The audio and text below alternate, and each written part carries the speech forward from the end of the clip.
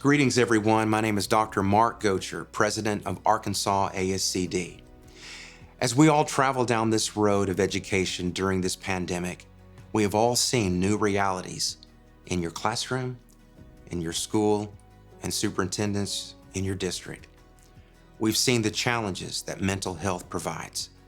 We've seen not only the struggles of students, teachers, you have also struggled with the challenges of mental health. We've also seen a great deal of learning loss. It's been a conversation among all of us in education is the amount of learning loss that we have seen in our students. We've also seen a great deal of absenteeism.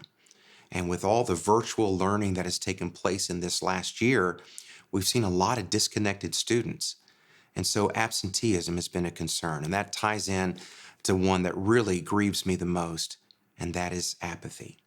We've seen a great deal of apathetic attitudes among students as well as our parents.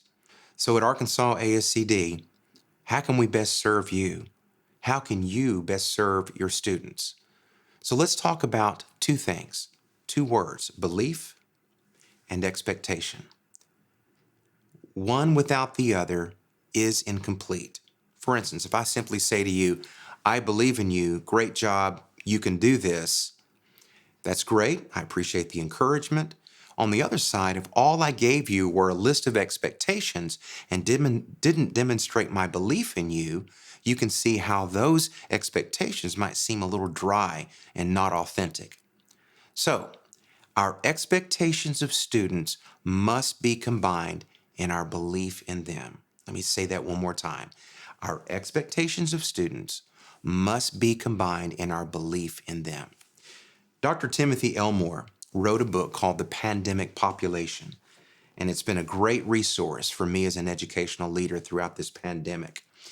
And he captures some very practical steps in how we can establish both belief and expectations in our students. Number one, very familiar, spend one-on-one time with your students to build stronger relationships. This tells the students, I like who you are. I mean something to you that you want to spend some time with me.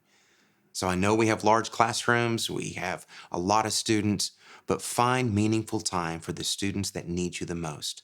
Number two, identify their strengths. This answers the question, has anybody really noticed what I can do? So help them understand their strengths. Number three, tie your words of affirmation and belief into a student's natural strengths, so your words come across as authentic. And this helps answer the student's questions. Do I have what it takes? Am I good enough to do this? Number four, teachers, be specific. Be specific. And that helps answer a student's question, am I unique?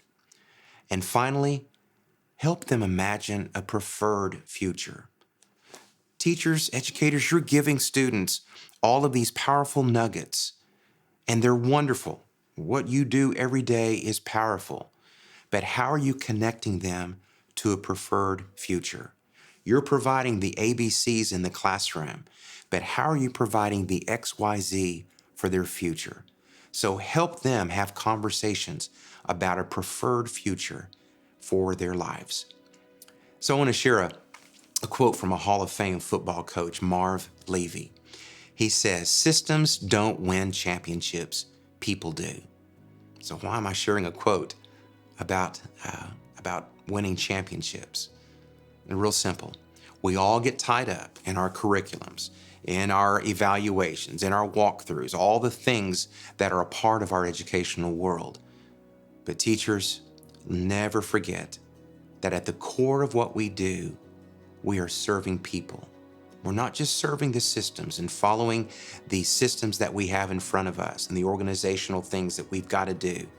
Never forget that ultimately it's the people that we serve.